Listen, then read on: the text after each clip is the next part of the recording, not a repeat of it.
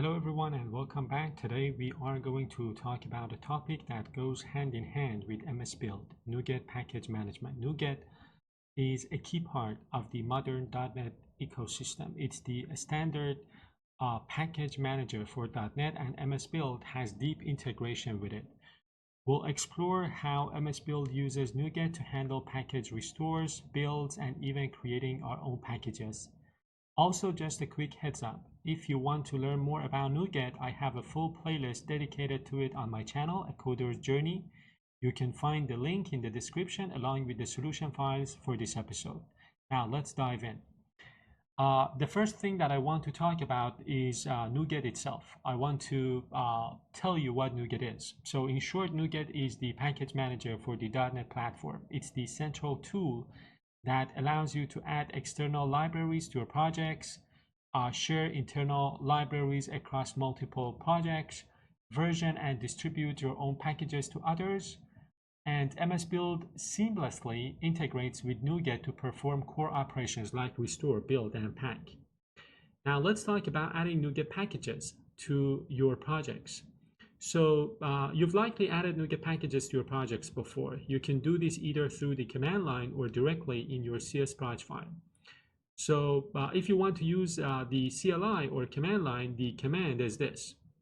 So you can, go ahead and use .NET add, and then the name of the application, the project, and then package, and then the name of the package, and of course the version number. And if you prefer, editing your CSproj file, you can do that as well. So you can go ahead and, add a package reference element in your CSproj file. And that means that when you add a package this way, MSBuild automatically handles the rest. It ensures the package is restored or downloaded before the build process begins. Now, one thing that I would like to tell you is that these packages are downloaded and stored in a global NuGet cache on your machine.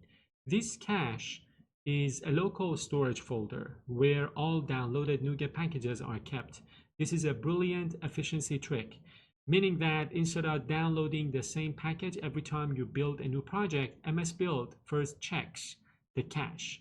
So if the package is already there in the cache, it just reuses it, saving both time and bandwidth. Now, let's talk about restoring packages. As we've just mentioned, MSBuild automatically restores packages when you run a build. So if you run a build using .NET build bookstore.sln, you can restore your packages. However, you can also run a dedicated restore operation explicitly, like this. So running .NET restore downloads all the reference packages and makes them available for your projects without triggering a full build. It is also possible to create your own packages. Now, for the fun part, we are going to, create our very first NuGet package from our bookstore.domain project. This is a common practice when you want to share a core library across multiple projects or teams. The first step would be to add metadata to your CSproj file. To do this, we just need to add some metadata to the property group in our bookstore.domain.csproj file. So take a look at these, metadata that we are going to add. So from the package ID to the generate package on build, and let's talk a little bit about these. So the first one is the package ID. This is the unique name for your package. And then you've got version. Version is the version number, right? The semver version. In that NuGet course that I talked about, I have explained these in full detail. Then you've got generate package on build. Setting this to true tells MSBuild to automatically create a NuGet package file.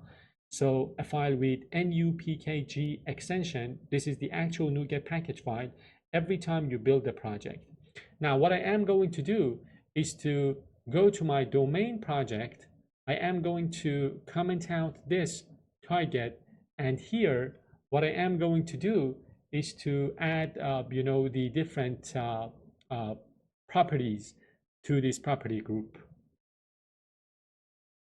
So I've got package ID, version, author, company, package description, and generate package on build. I am going to remove this part, save everything, get back to my note.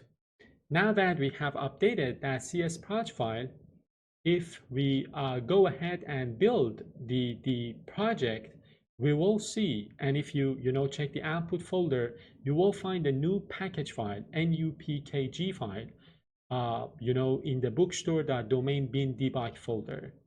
And I am going to do that by building the project, and take my word for it, it is going to happen. I'm not going to show you the file here, but if you do it on your machine, it will generate that file. And I have explained these in full detail again in that NuGet package course that I told you about. Now, the next step would be to consume our NuGet package. In a real world scenario, you'd publish your package to a public or private NuGet feed. But in this case, for our exercise, we'll consume it locally. So this is, again, a great way to test your packages before publishing them to a public feed. The first step would be to add a package source, a local package source.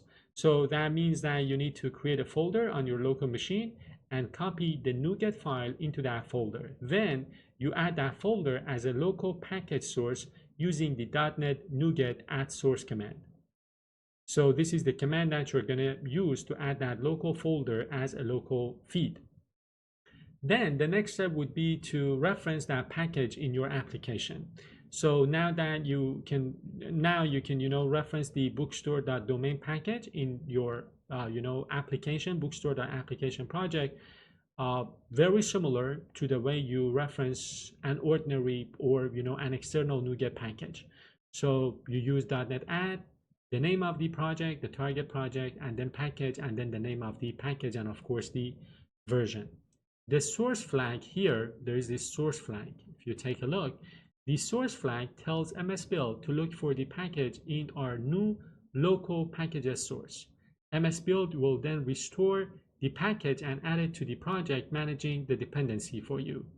Now, if I go to manage NuGet packages for the domain or the application, you see that here I've got a local feed set up already. This is from that playlist that I told you about. So the NuGet package source or NuGet management, NuGet package management course. So if I choose local feed and go to browse, you can see that I've got this bookstore domain already, in my local feed, and I can go ahead and install this and add it to my application project, for example. So if I click this and go to my browse, and I can click this and add this to my application project. That again means that my application is going to have a dependency on this bookstore.domain, and I can go ahead and remove this dependency, and moving forward I can use the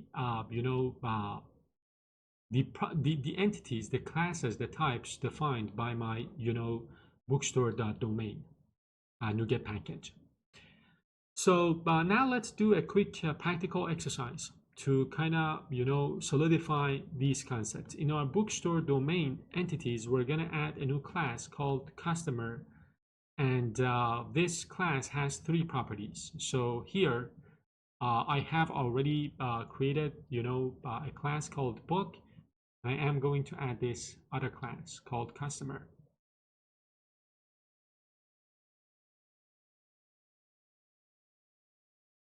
And then I can pack or build my project, and then I will be able to use this. I will be able to use this type from that NuGet package. I'm gonna rebuild this, and then there is this option called pack. And if you don't click pack because you have said generate package on build, that means that that package will be created when you build your project.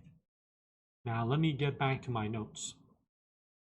Again, the next step, as I told you, would be to pack things. So this will allow you to create a new package from that domain project. The best way to do this is with the .NET pack command, which is dedicated to packaging a project. And of course, you can use the -c release flag, as you can see here, which ensures we pack a release build, and -o, which specify the output folder. Next, we can add this to, as a reference, as a package reference, not a project reference, to our application project. So we're going to use this command, right? And we can, add this to our project. And finally, we'll be able to, go to our application project and start using the customer entity. The IntelliSense will detect that, confirming that the package has been successfully referenced. So inside of my services here, I want to make sure I have access to that, customer coming from my, NuGet package, coming from that, entity type, from my domain entities. Remember, I removed that project reference, and right now I have a package reference to that bookstore.domain. And that's the way you pack a NuGet package, and then you start using that by, of course, adding a package reference in another project. And that's it for episode number 2. We again covered a lot of ground today. We learned that NuGet basics. We learned about the NuGet basics, like adding, restoring, and referencing packages. We explored how to create our own NuGet packages by adding simple metadata to our CS proj file. We practiced packing, restoring, and consuming a local package. And we saw how MSBuild seamlessly integrates with NuGet to handle package references, ensuring everything is restored and built in the correct order. I hope this episode gives you the confidence to start creating and managing your own NuGet package. Again, if you want to know more about NuGet, go ahead and watch the dedicated course that I've got on NuGets on my channel, A Coder Journey. Thank you for watching. If you enjoyed the video, don't forget to give it a thumbs up, and I will see you in the next one.